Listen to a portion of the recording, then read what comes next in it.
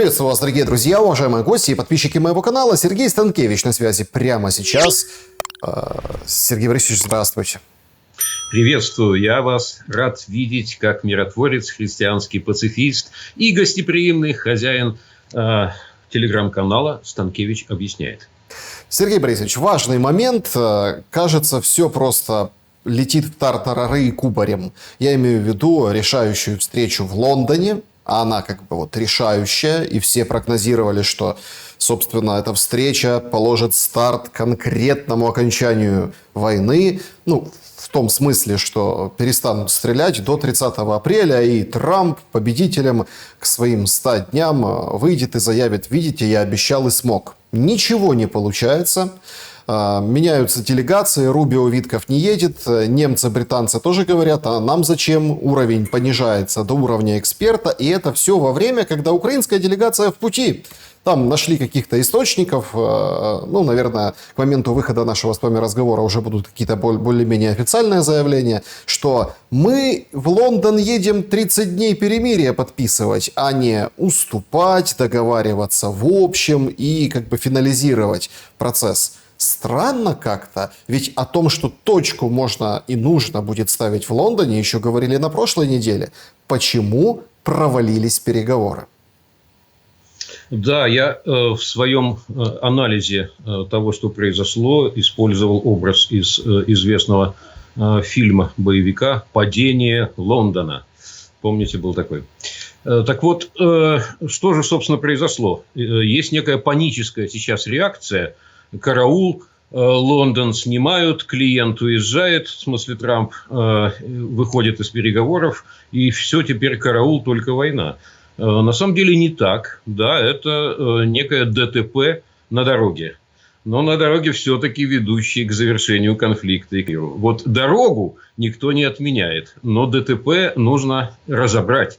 Чем мы с вами, надев фуражки соответствующие, да, дорожной полиции, сейчас и займемся. Вот почему произошло это ДТП.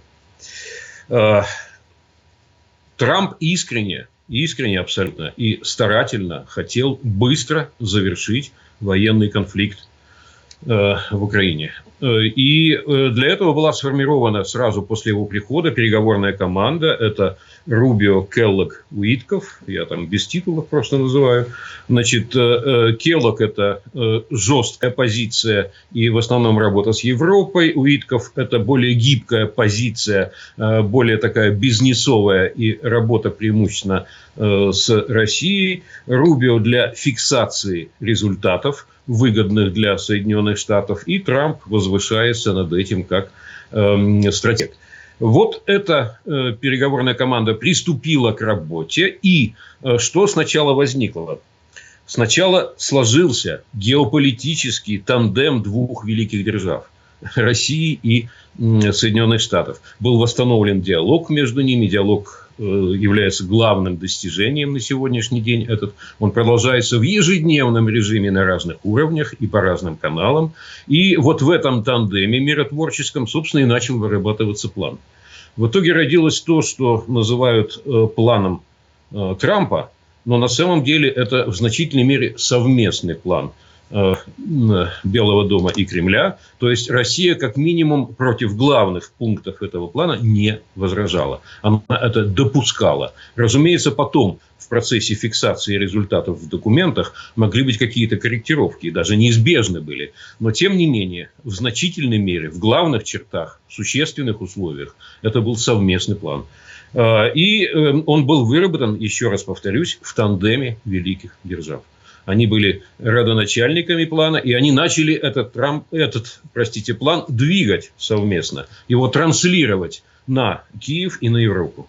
Вот для этой цели, для того, чтобы адаптировать позицию Киева и адаптировать позицию тройки. Евротройка – это Британия, Франция, Германия.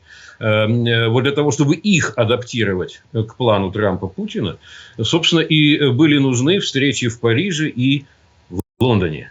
Парижская встреча, породила некоторые надежды. Во всяком случае, на уровне проговоров за столом вроде бы непримиримого противоречия не просматривалось.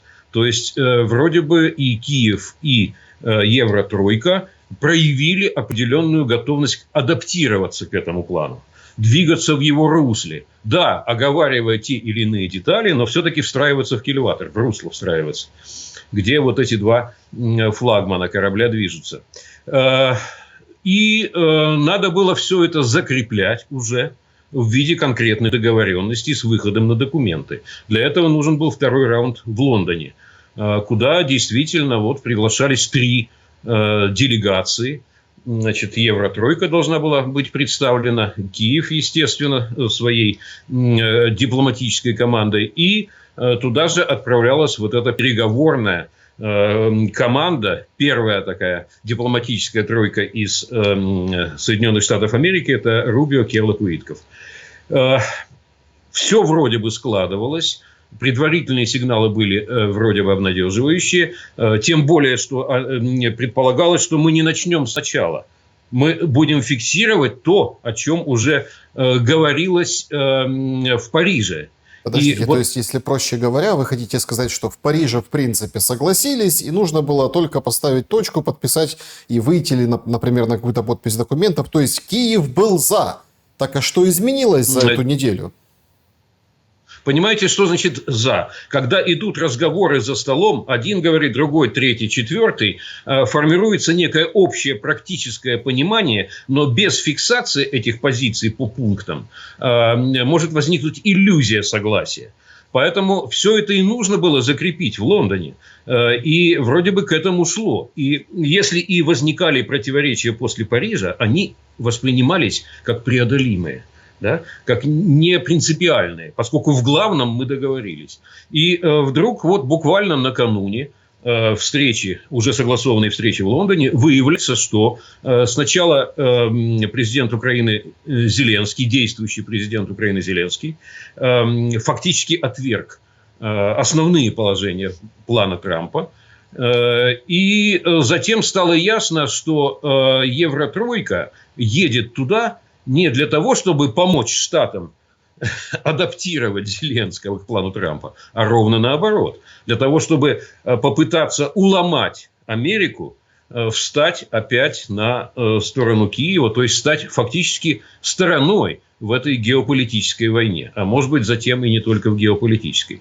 И когда это стало ясно, пошли отмены визита. Да? Рубио сказал, что не едет, Уитков сказал, что не едет, ну, а дальше прошел обвал. Смотрите, я хочу сейчас по поводу этой дорожной карты. Сразу хочу, пока мы сейчас продолжим, по поводу того, что стало причиной. Смотрите, вот сейчас мы видели же еще вчера очень наглядно календарь. Лондон, да, поговорили в Лондоне, встретились, зафиксировали. Уитков летит к Путину опять, или в Россию, там, может, к другим коллегам. Пообщались там. Потом, такое светско-религиозное мероприятие, похороны Папы Римского. Мы все же обратили внимание, что Зеленский первый туда собрался ехать.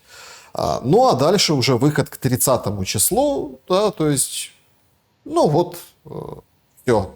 Да, то есть, и мы заходим в режим полного прекращения огня.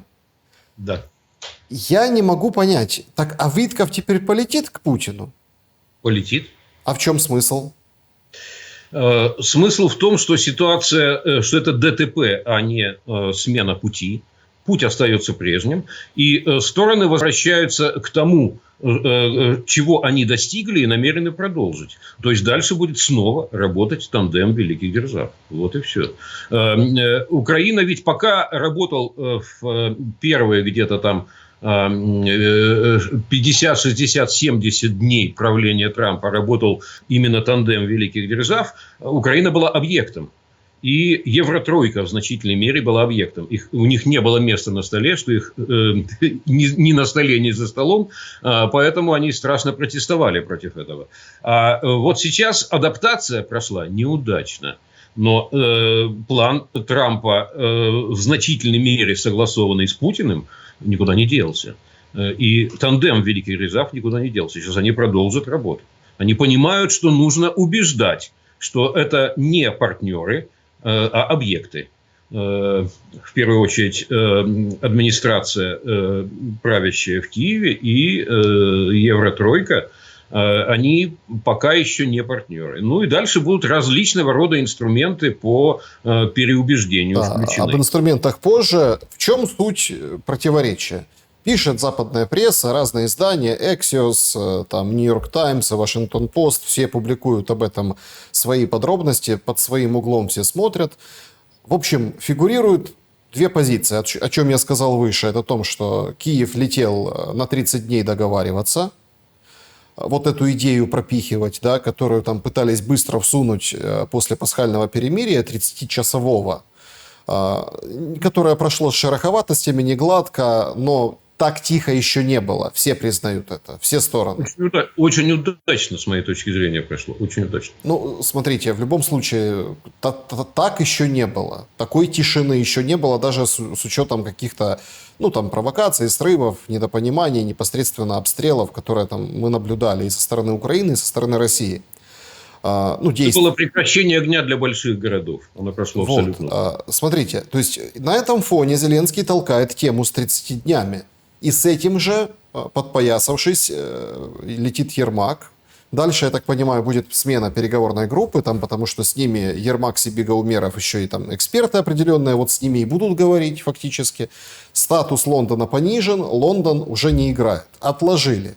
На вот этом Нет, там будут теперь две стороны, которые не стали субъектом в миротворческом процессе, то есть Евротройка и Киев, между собой говорить. А Келлог будет присутствовать как смотрящий от Вашингтона. Он будет слушать. Вот. Слушать, вникать, потом рассказывать, когда вернется. То есть мы имеем вот эту конфигурацию сейчас. И причин две. Первая, что 30 дней, а не вот точка. Вторая, фигурирует Крым. Якобы Крым предлагают американцы признать российским, но, внимание, не Украине, а что США признает Крым российским, да? Там тоже есть подводные камни, там определенный там, конгресс голосование, еще там что-то, там, в общем, конкретно законодательные перепоны. Но, с другой стороны, мы же понимаем, если надо признавать голландские высоты, США берет и признает. И потому что так нужно США. И вот США признает... Напомню, более разительный пример. Если нужно признать Иерусалим единой и неделимой столицей Израиля, США берет и признает, и даже открывают там посольство. Вот и все. При Трампе, кстати, да. Хотя есть прямо противоположные решения ООН и Совета Безопасности ООН о том, что это не так. Но берут, признают и открывают посольство. Почему Зеленский заортачился? Ведь, с одной стороны, конечно, это неприятная история, но от Украины никто ничего не требует.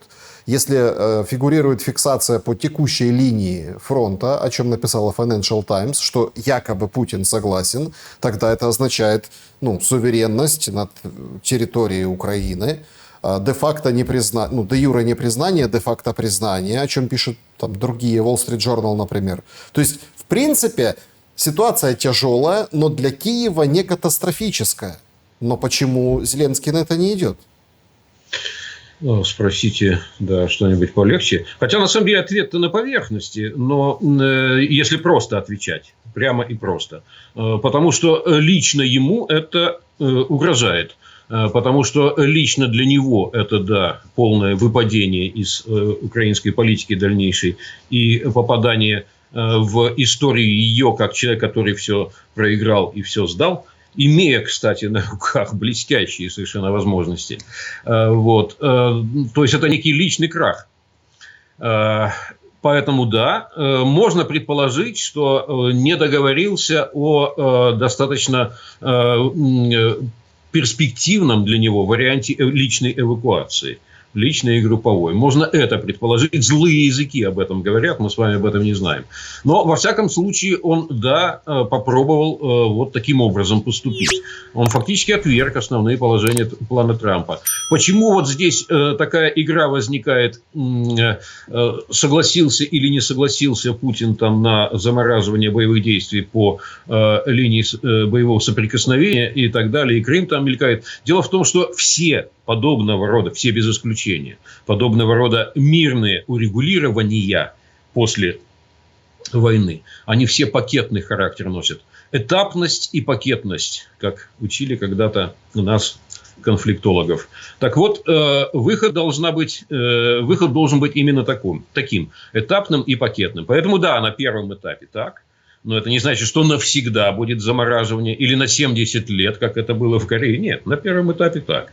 И обязательно, если замораживание здесь, и это некая уступка для страны, которая продолжает более 1,5 лет успешно наступать, для нее это, да, уступка такого рода замораживания, то обязательно должны быть какие-то другие элементы в пакете, которые уравновешивают эту уступку. И очевидно, что таким элементом, уравновешивающим уступку со стороны Москвы, является признание Крыма. Даже со стороны Соединенных Штатов. И открытие, например, консульства американского там.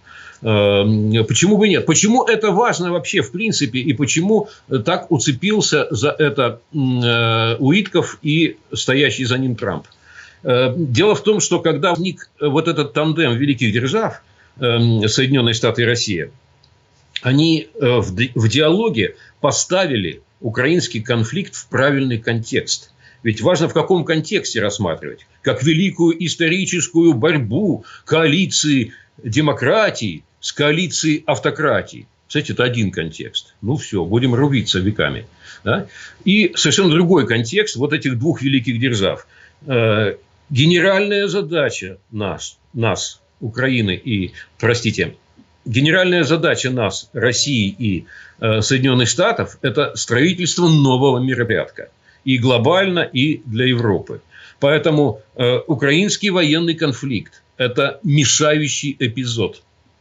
Мешающий для этой главной задачи, которой мы уже занимаемся и будем все более интенсивно заниматься. Надо быстро, не отвлекая ресурсы, не тратя времени, преодолеть этот мешающий эпизод и заниматься главным делом. Это совершенно другой геополитический, цивилизационный контекст.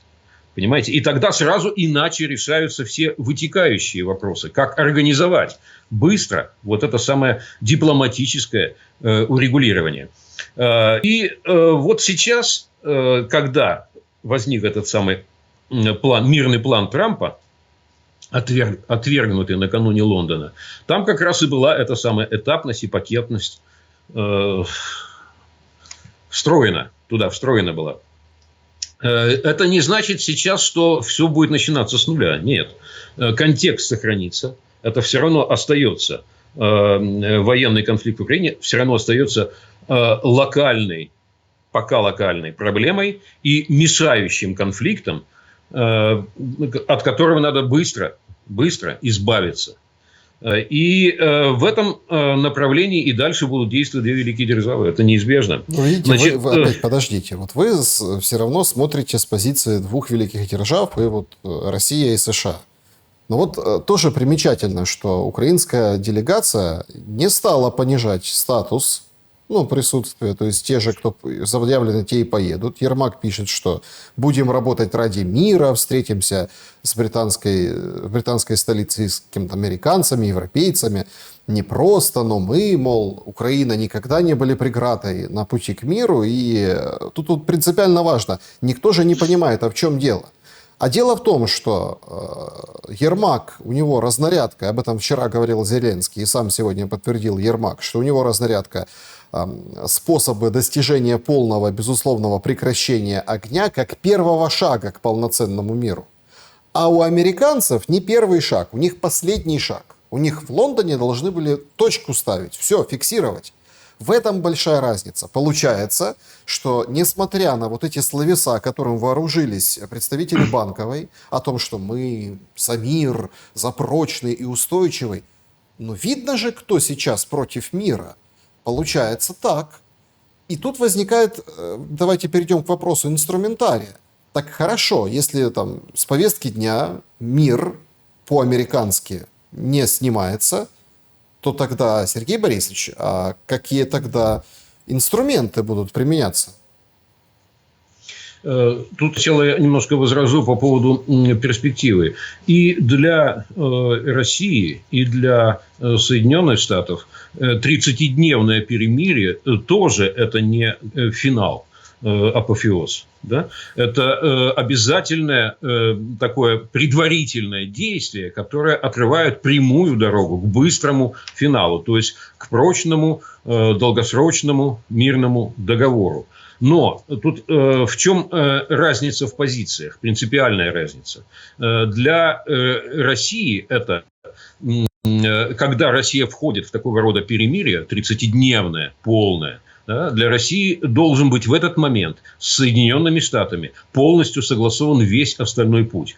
Дальше 2, 3, 4 шага, мы выходим там в течение нескольких месяцев на финальный мирный договор, он будет выглядеть вот так-то, вот его основные положения. Мы их не провозглашаем, но мы согласовываем их между собой. Да? И послевоенная Украина будет выглядеть вот так-то и так-то. И это полное понимание взаимное двух великих держав должно быть сформировано до того, как мы входим в 30-дневное перемирие. 30-дневное перемирие – первая ступенька. А далее мы, не останавливаясь на первой ступеньке, переносим ногу на вторую, на третью, на четвертую. И к концу года мы уже на верхней площадке. Вот это важно. Что касается трактовки Ермака, то она иная. Нам сейчас важно войти в 30-дневное полное перемирие безусловное. Никаких условий. Причем этих условий не должно быть ни явных, ни, так сказать, вот этих самых договоренностей великих держав. Нет. Мы зашли в бесконечный переговорный процесс. Да? Его можно длить сколько угодно. Сколько нам нужно, столько и будем. То есть мы повторяем некую уловку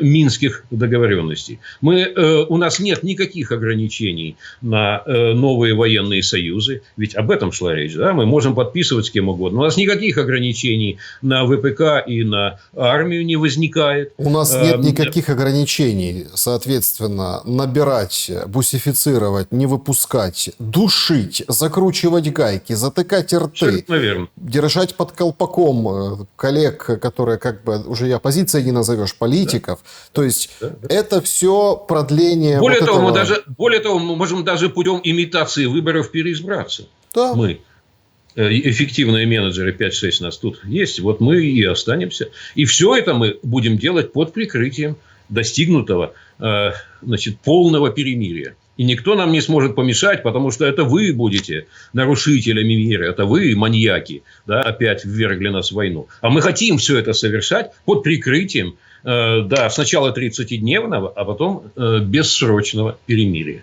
Без всяких прочих условий, которые нас бы ограничивали, без каких-либо обязательств, которые нас ограничили бы в будущем. Вот такой гениальный замысел,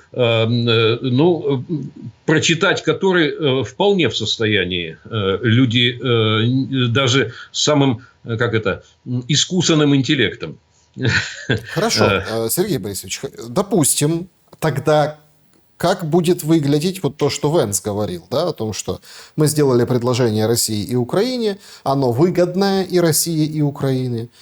Если там отказываются стороны, мы уходим с посреднической функции. То есть США, условно, давайте опять смоделируем, США не будет посредником завтра. А что тогда будет? Рубио уже говорит, что он опасается, что Украина вернется к вот этим более жестким условиям, и тогда война не закончится. А дальше будут две тактики в американском миротворчестве. Вот этот уход, это же не уход совсем, уход в безразличие. Нет, это отступление на заранее подготовленную позицию, пользуясь военной терминологией. А дальше включатся две тактики миротворческие. Одна адресованная Киеву и другая адресованная Евротройке.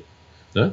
Вот начнем с Евротройки. Евротройке будет сказано: ребята, вы все такие великие вершители европейской геополитики и нового возрождения снова великой Европы, попробуйте. Значит, дальше это вы будете обеспечивать эти самые военные действия, поскольку вы наши миротворческие усилия сорвали. Дальше воюйте за свой счет, на своих поставках и напрягайте свои бюджеты. А это три больные экономики. 3 больные экономики в состоянии рецессии. Официально зафиксирована уже рецессия в Германии, во Франции там на уровне статистической погрешности в 1%, какое-то трепыхание в экономике. Но и там за триллион долга во Франции, очень серьезная долговая нагрузка в Германии, и только резать собственные социальные программы во имя финансирования этой самой войны. Ну, или украсть замороженные российские резервы государственные, которые очень серьезный удар нанесут по самим организаторам кражи и которых хватит тоже ненадолго. Вот пробуйте сами организовать за свой счет и обеспечивать в том числе и разведкой, и космической, и текущей, и многими другими вещами. И посмотрим, что у вас выйдет. То есть, вот некий такой месседж. Мы знаем заранее, что выйдет. Как только убедитесь вы, что это плохо. А, кстати, убедятся очень быстро и даже пробовать не будут. Они знают, что не получится. Там же разумные люди, они правильно образованные. Да? Они не первый день в политике. Вы уверены? У меня был достаточно богатый опыт, отчасти сохраняющийся общение с экспертными сообществами в Европе. Да? И я точно знаю, что они понимают все прекрасно. И что демонстрация вот этой риторической позиции, что мы сейчас заменим Соединенные Штаты в качестве главного спонсора продолжения войны в Украине, это риторическое давление на Соединенные Штаты и не более того. Это желание быть в партнерстве, причем они согласны быть вторыми, третьими в этом партнерстве. Пусть Штаты по-прежнему тащат на себе основной ВОЗ. Мы будем рядом. Вот. А демонстрация якобы готовности к самостоятельной военной роли – это бравада и это некоторый блеф. Я думаю, что он отпадет достаточно быстро. Американцы на это рассчитывают. А вот интереснее, какая же тактика дальнейшая миротворческая будет в отношении Киева. Ну, по моему предположению, это будет та триада, о которой мы как-то говорили с вами в предыдущих наших диалогах. Это опрос, аудит, транзит. Штаты должны опровергнуть идею о том, что украинское общество, люди, живущие сейчас на территории Украины, имеется в виду в первую очередь, не желает мира, что оно не готово к идее жертвы некоторых территорий ради мира, что оно категорически отвергает это. Там по опросам, которые я видел, 34 или 35% готовы на это. Раньше были 8 готовы, теперь 34-35, но все равно 50% плюс по-прежнему категорически отвергает территориальный компромисс. Вот это и надо корректно, социологически проверить. Ну и что якобы вот этот курс на продолжение военного конфликта, проектного военного конфликта, мы как-нибудь поговорим, может быть, подробнее о том, что это такое, чем отличаются имперские войны от конкурентных и проектных. Отдельная тема, не будем сейчас перегружаться. Так вот, чтобы эту идею опровергнуть, чтобы выбить этот идеологический мостик из-под ног, да, нужен корректный опрос, должны привести какую-то правильную социологическую кампанию, можно взять из Европы какой-нибудь Ипсос, или Гэллопа, великого и ужасного Гэллопа притащить из Соединенных Штатов, и правильный опрос, не телефонный, полевой, хорошо сформированный опрос, который, я убежден абсолютно, опровергнет напрочь все эти идеологические мифы. И выяснится, что большинство украинского населения за мир как можно быстрее, да, готова согласиться с территориальным компромиссом, и да, не хотела бы эту команду, которая завела в кровавый тупик, видеть дальше у власти. Все это абсолютно социологически корректно будет показано в первом же серьезном опросе. Ну, что касается аудита, тут более-менее все понятно. Я уверен, что досье уже существуют. Собственно, аудит должен будет даже не с нуля что-то там выкапывать, а просто подтвердить то, что существует. Смотрите, похоже, не просто уже это есть, уже это сделано. Да, потому что есть информация, она просачивается от там 2 источников, что прям вот уже подписаны санкции на окружение Ермака, прям вот уже они лежат. Просто это не объявляют, не опубликуют, ждут чего-то. у команде Трампа. Но это такая информация. Конечно, кто скажет конспирология. Более того, даже поток сообщений на эту тему и новых фактов из Украины не иссякает в адрес Соединенных Штатов. Абсолютно верно. Да, тут аудит в основном должен быть фиксацией, документальной фиксацией того, что в принципе уже известно. Вот. Ну и транзит, да, когда все это будет предъявлено, да, действительно будут какие-то санкции, какое-то международное уголовное преследование. И в этой обстановке, конечно, сохраняться у власти будет, мягко говоря, некомфортно. Вот степень жесткости, вот все эти процедуры не обязательно в крайне брутальном варианте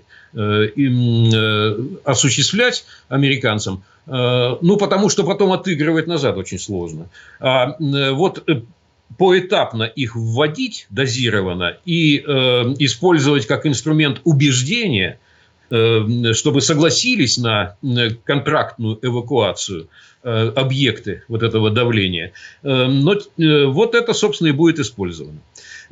Таким образом, все вернется опять в это же миротворческое русло, но будет тактика убеждения Евротройки одна.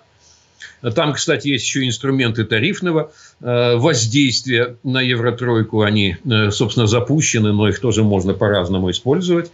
И привязывать, может быть, к тем или иным политическим сюжетам тоже. Ну, и вот воздействие гораздо более жесткое, я думаю, с целью обеспечения политического транзита в Украине. Это прогноз относительно дальнейшего поведения Соединенных Штатов Америки. Все это они будут с некоторой дистанции осуществлять. То есть, они будут говорить, что мы уже не посредники, не обращайтесь к нам.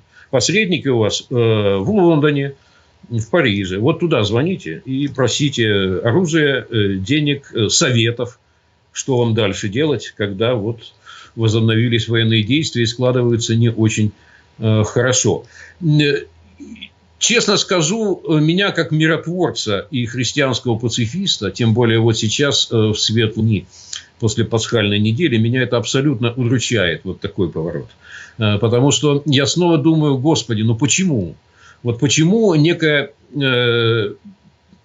вразумение, некое осознание и просветление не снисходит даже вот в такие святые дни? Ведь все было в руках у Зеленского в 2019 году, когда он пришел к власти. Все, кроме сопротивления неких уличных активистов, проплаченных USAID. Все, кроме вот этих вот контрактных, якобы некоммерческих, а на самом деле насквозь коммерческих организаций. Просто волевым усилием преодолеть. Элементарное мужество проявить и исполнить волю. Миссию исполнить. Он же был призван миссией. Великой миссией. Принести мир. Да? Открыть дорогу к развитию. Вот здесь, что мне хотелось бы сказать, возвращаясь к... Коротко пока. Может быть, потом в будущих наших беседах, я надеюсь, они будут происходить по-прежнему время от времени, мы вернемся вот к этой идее, чем отличаются имперские войны от проектных конфликтов. В России опять приписываются имперские цели. Имперские войны ведутся на захват, покорение и доминирование долгое, которое может включать в той или иной степени, да, имперскую ренту. Прямую эксплуатацию, как в колониях, иную какую-то, но это отдельный тип войн. И есть войны, которые являются проектными конфликтами. То есть, вот Россия, новая Россия, возникшая из недр Советского Союза, и некая новая Украина, у них был риск конфликта на старте. Был такой риск. Мы могли бы немедленно сцепиться из-за того же Крыма. Прямо в 1991 году. Может быть, я потом даже расскажу подробности. Я все это видел и во всем этом участвовал. Была полная возможность сразу сцепиться. Да? Потому что это наше, потому что там состоялись такие-то референдумы, потому что вот оттуда приехали делегации. Но на территории Украины, да, было ядерное оружие, кстати, советское, которое ни одного дня не было украинским. Не было ни одного дня. Украина пожертвовала своим ядерным оружием. Ничем. Никаким своим оружием Украина не могла пожертвовать. Это было советское наследие. Пульт был в Москве.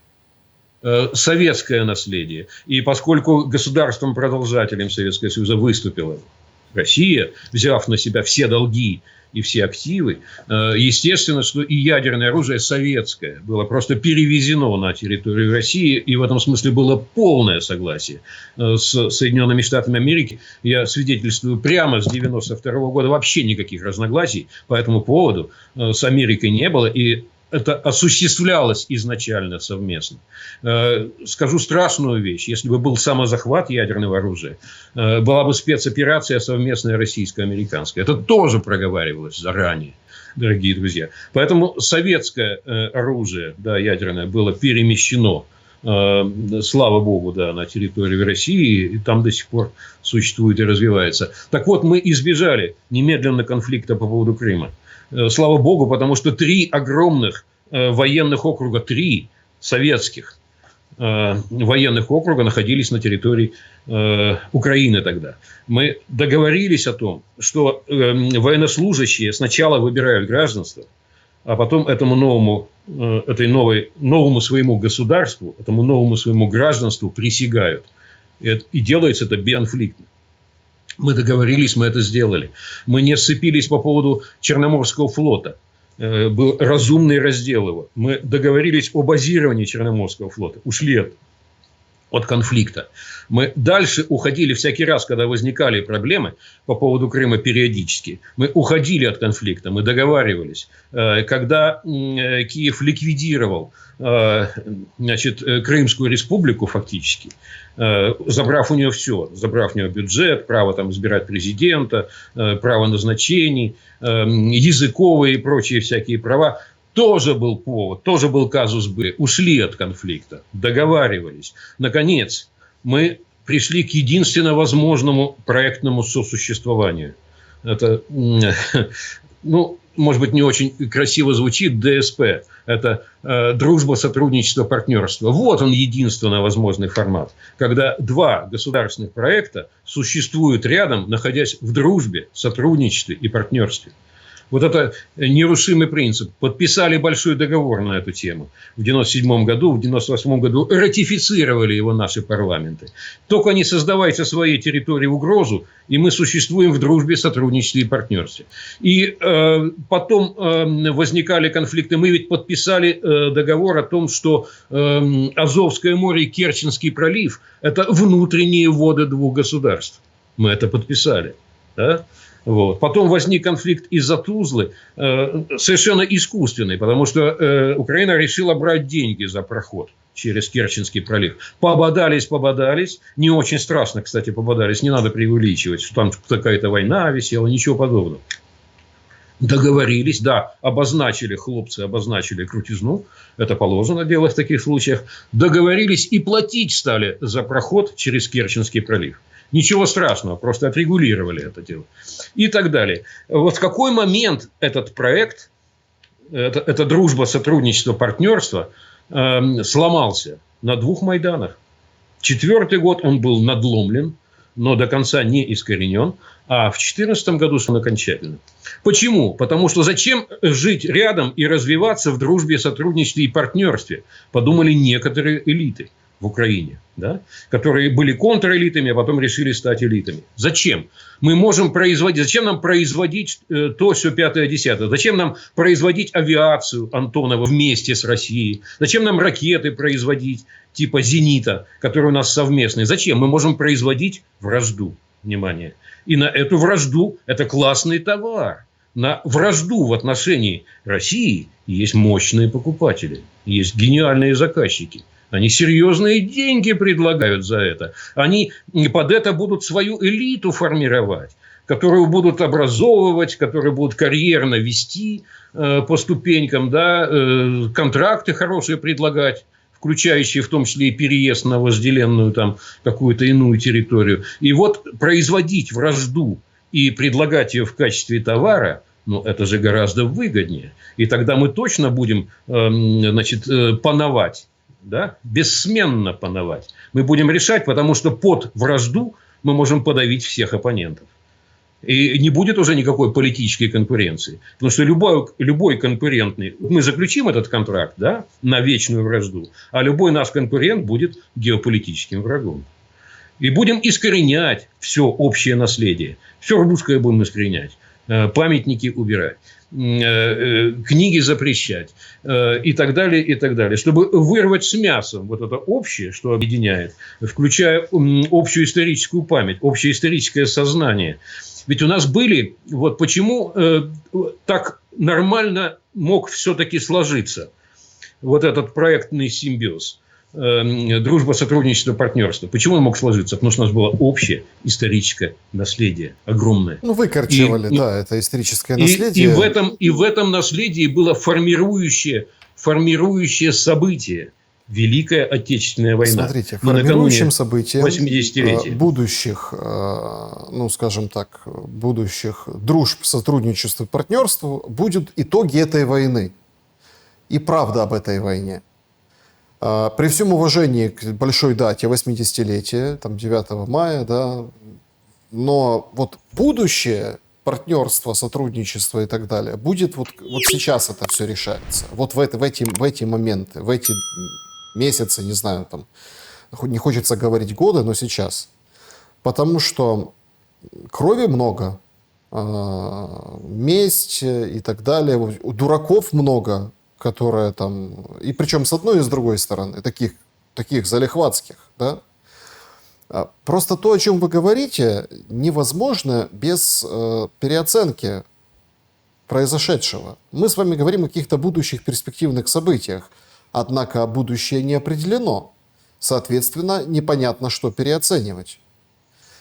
Я хочу, чтобы мы вот вышли в финале на такую мысль, я считаю, важную.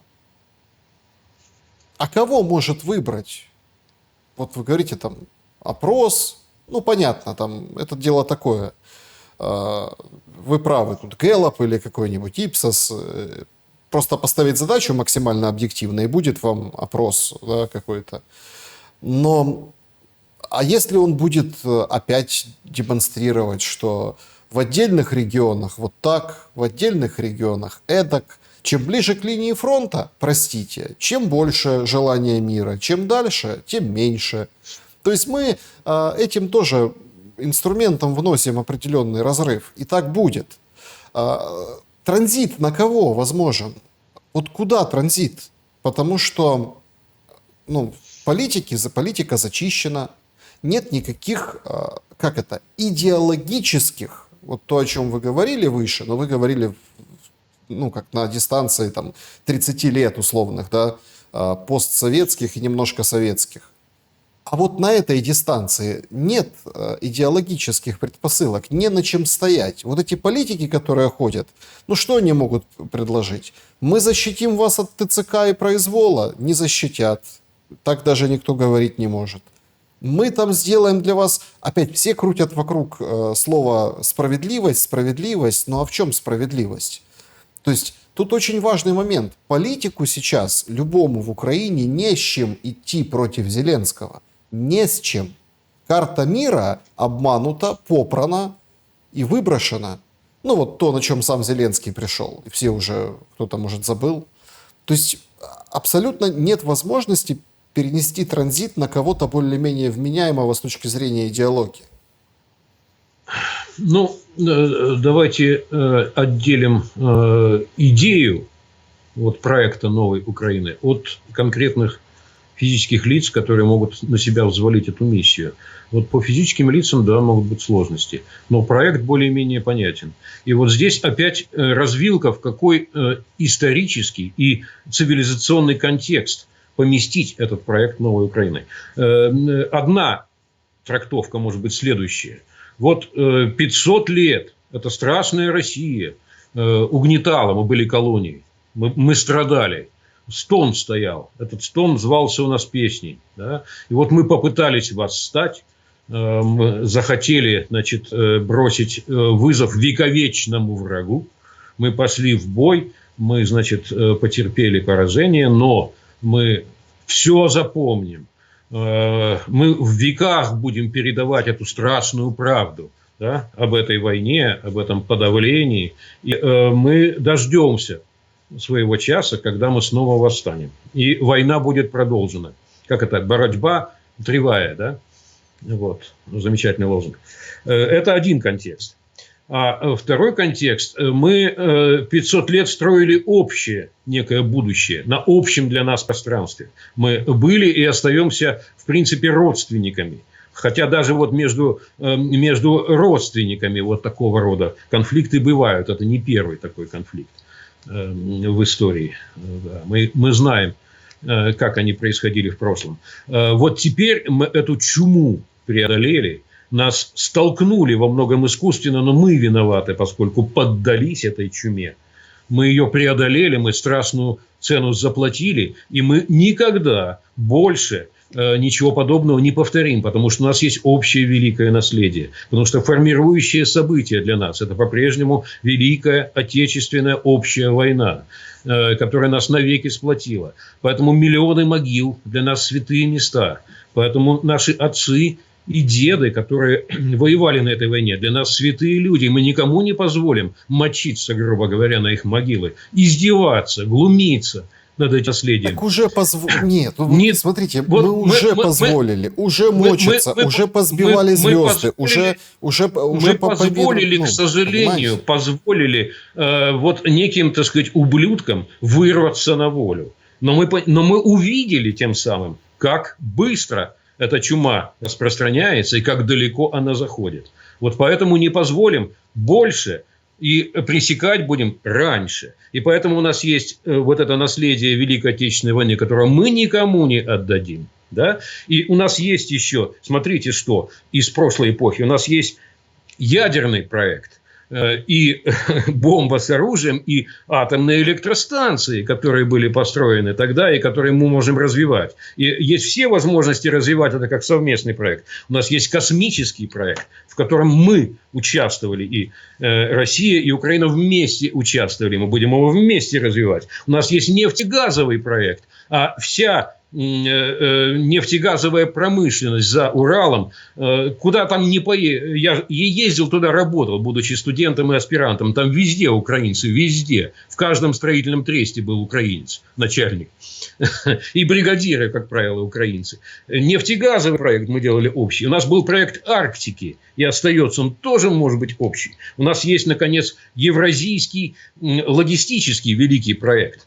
Там, с БАМом и с другими дорогами. Это все общее наследие ушедшей империи, которое мы просто на новых уже не имперских основах вместе можем развивать. И вот в этом контексте, да, мы преодолеем кровавую память об этой войне. Обязательно преодолеем. У нас выхода другого нет. Вопрос в том, кто возьмет на себя эту миссию в Украине. Кто скажет «да, я готов вот в этом направлении вас вести, дорогие братья и сестры, если вы со мной эту идею разделяете». Зеленский замахнулся на нечто подобное, но, видимо, масштаба личности и волевого начала не хватило в 2019 году. Он что-то такое пытался сформулировать, но он слишком это театрализировал. Для него он в значительной мере играл роль, чем был. На самом деле мы теперь это понимаем. Теперь должен появиться настоящий лидер с волевым началом, со стратегическим мышлением, с ответственностью перед народом и историей, и который должен все-таки вот таким образом сформулировать проект новой Украины, чтобы убрать этот вековечный конфликт, изгнать эту чуму, и чтобы дальше мы пошли в дружбе, сотрудничестве и партнерстве. Это единственный формат нашего совместного существования в истории. Сергей Станкевич был моим собеседником сегодня. Я благодарен вам за время и мысли. Мира, дружбы, сотрудничества и партнерства, братья и сестры. Друзья, спасибо большое за то, что посмотрели это видео. 2 слова, это очень важно. Нужен лайк. Вот прям обязательно поставьте и подпишитесь на канал, несмотря на все перепоны, которые... вот эти препоны, которые там делают государство в отношении непосредственно, казалось бы, да, просто разговоров о главном, о нашем, о важном. Я думаю, что вот только так можно это победить, путем соучастия. Несколько слов в комментариях, лайк. И большое спасибо каждому за поддержку и за то, что смотрите. Не пропускайте новые выпуски. Берегите себя и друг друга. Присоединяюсь к призыву, присоединяюсь. Берегите себя и друг друга. Всем добра и света. Увидимся.